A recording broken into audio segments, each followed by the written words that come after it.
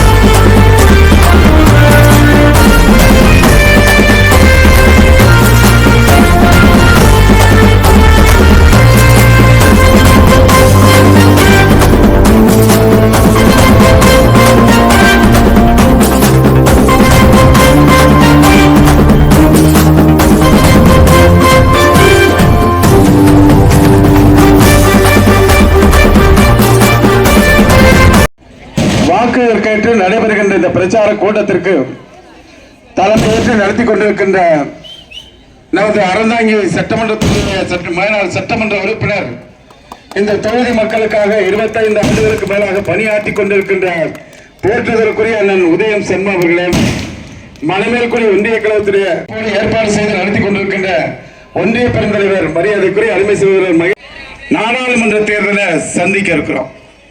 இந்தியாவில் இருக்கின்ற 130 கோடி மக்கள் இந்த நாட்டுடைய பிரதமராக யார் வர வேண்டும் என்பதற்காக நடைபெறுகின்ற தேர்தல்.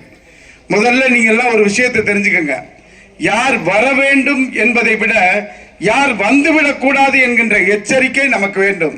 யார் வந்துடக்கூடாது, மோடி திரும்பி வந்துவிடக் கூடாது என்பதை நாம் அனைவரும் எச்சரிக்கையாக இருக்க வேண்டும் என கேட்டுக்கொள்கின்றேன். ஏன்னு கேட்டா, 130 கோடி மக்கள் வாழ்கின்ற இந்த தேர்தலில் ஜனநாயகத்தை பாதுகாக்க வேண்டும், நமக்கான சமூக நீதியை பாதுகாக்க வேண்டும், சகோதரத்துவத்தை பாதுகாக்க வேண்டும், மத சார்பின்மையை பாதுகாக்க வேண்டும், நம் மொழியினை பாதுகாக்க வேண்டும், இப்படிப்பட்ட நம் கலாச்சாரத்தை பாதுகாக்க வேண்டும். இவை அத்தனையும் பாதுகாக்க வேண்டும் என்றால் இந்த ராமநாதபுரம் தொகுதியில் தலைவர் தளபதி அவர்களே போட்டியிடுகிறார் என்ற அடிப்படையில் ஒட்டுமொத்தமாக நாம் வாக்களிக்க வேண்டிய சின்னம் என்ன சின்னம்? எப்படிப்பட்ட ஒரு வசதியான குடும்பத்தில் பிறந்தார். நீங்க எல்லாம் படிச்சிருக்கீங்க. ஜவஹர்லால் நேரு குடும்பத்தை பாத்தீங்கன்னா அவர் வெளியில எந்த வாசல்ல வந்தாலும் கார் நிற்கும். அப்படிப்பட்ட மிகப்பெரிய செல்வந்தர் குடும்பத்தில் பிறந்தவர்கள் இன்றைக்கு அவருடைய ராகுல் காந்தி அவருடைய எம்பி பதவியை பறிச்சு அவர் குடியிருந்த வீட்டுக்கடையில ஸ்வீட் பாக்ஸ் வாங்கினாரு. 82 கோடி பேர் அதை இன்றைக்கு பார்வையிட்டிருக்கிறார்கள். அதான் இளம் தலைவர் இன்றைக்கு மக்கள் மத்தியில் ஆதரவு பெற்றிருக்கிறார் ராகுல் காந்தி அவர்கள். அப்படிப்பட்ட இந்த முக்கியமான தேர்தலில் நீங்கள் ஏணி சின்னத்தில் வாக்களிக்க வேண்டும் என கேட்டுக்கொள்கின்றேன். அதை தாண்டி நம்ம தமிழ்நாடு முதலமைச்சர் அவர்கள் இந்தியாவிற்கு வழிகாட்டுகின்ற வகையில் நல்ல திட்டங்களை தந்திருக்கிறார். காலை உணவு திட்டம், பெண்கள் உயர்கல்வி படிப்பதற்கு புதுமை பெண் திட்டங்கள் அதிகமாக இங்கே இருக்கிறீர்கள். நீங்கள் கட்டணம் இல்லாமல் பேருந்தில் பயணிக்கின்ற அந்த திட்டத்தையும் நம்ம முதலமைச்சர் தந்திருக்கிறார். குறிப்பா நாம எல்லாம் விவசாயிகள் இலவச மின்சாரத்தை பயன்படுத்துறோம். அந்த இலவச மின்சாரத்தை தந்தவர் முத்தமிழறிஞர் தலைவர் கலைஞர் அவர்கள். இன்றைக்கு 35 வருஷமா நாம விவசாயம் பயன்படுத்துகிறோம். இலவச மின்சாரத்தை தர்றான்னா அது தலைவர் தந்தது.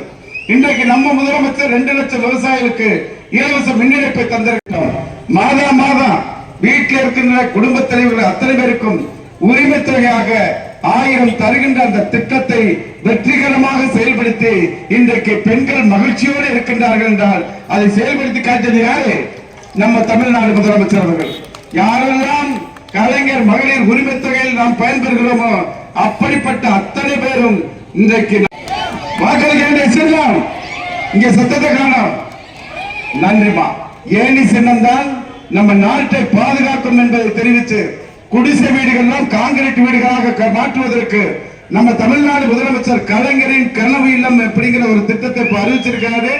ஒரு வீடு 3.5 லட்சம் ரூபாயில விரைவில் கட்டித்தரப்படும். இந்த ஆண்டு 3500 கோடி ஒதுக்கீடு செய்திருக்கிறார் என்பதை நான் உங்களுக்கு தெரிவித்துக் கொள்கின்றேன். பயன்பெறக்கூடிய அந்த திட்டத்துக்கும் மோடி அரசு நிதியை குறைச்சிருக்காங்க.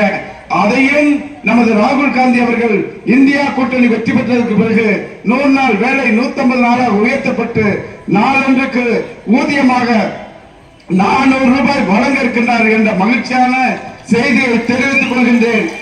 ஆக 19ஆம் தேதி நம்ம வாக்களிக்கிற சின்னம், வாக்களிக்கக்கூடிய சின்னம், வெற்றியின் சின்னம், தலைவர் தளபதியின் சின்னம், ராகுல் காந்தியின் சின்னம். ஏழை சின்னத்தில் வாக்களித்து வெற்றி தேடி தாருங்கள் கேட்டு விடைபெறுகிறேன். நன்றி, வணக்கம்.